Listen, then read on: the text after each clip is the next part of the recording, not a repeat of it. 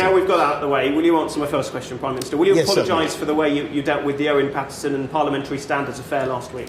So what we've got to make sure is that we take all this very, very seriously and that we get it right. And there's a debate today. Unfortunately, I can't be there because I have a long-standing engagement up here. But Labour want to focus, the opposition obviously want to focus on a particular case, a particular MP who suffered a serious personal tragedy and who's now resigned. Prime Minister, with respect... Can I just finish off? And what we want to do, and I frankly, I don't think there's much more to be said about that particular case. I really don't.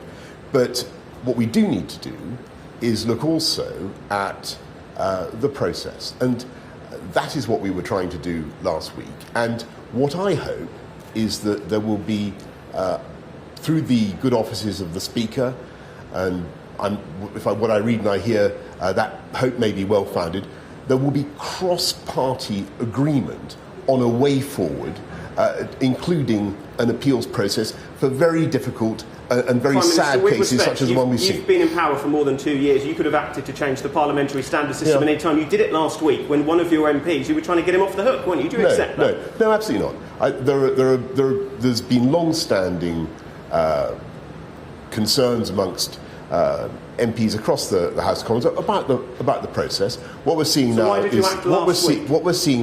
is I think that if I understand things correctly, the Speaker is saying he wants to have a cross-party approach to look at the issue of appeals in particularly difficult cases. And I totally support that. To be clear, Prime Minister, you're not going to apologise for the way you acted last week? Look, I think it's very important that we get this right, and we are going to make every effort to get it right, and we are going to hold MPs to account. What I think is also, and MPs, as I said last week, should not break the rules. Should MPs be allowed to have second jobs, Prime Minister, or would it be simpler to scrap consultancy work on the side? I think that all those kinds of things are issues that the Speaker's panel or whatever he sets up is going to have a look at.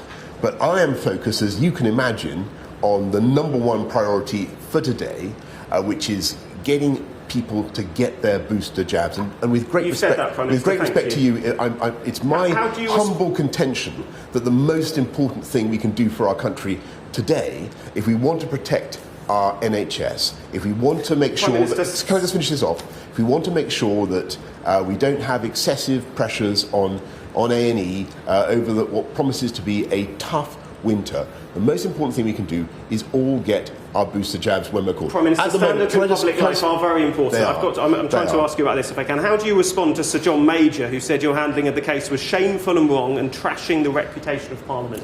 Do you believe the rules just don't apply to you, Prime Minister? No, of course not. And I've said what I've said about the particular case of one MP who, as I said, suffered over the course of a long investigation, suffered a personal tragedy, has now resigned his seat, and I really don't have any more to add to that. Okay, if there's anything positive to come out of the whole thing, it is that, as far as I can make out, the Speaker is determined to try to move us all forward with a system whereby we can have a cross-party approach, which is what we were trying to achieve last week, get everybody together and look at ways in which we can reform and improve the process. No more to say about Owen Paterson. If I can ask you about this then. In the past 7 years, nearly every former Conservative Party treasurer has been offered at least a peerage. How do you explain that? I know that you're going to keep sort of focusing on this type of issue.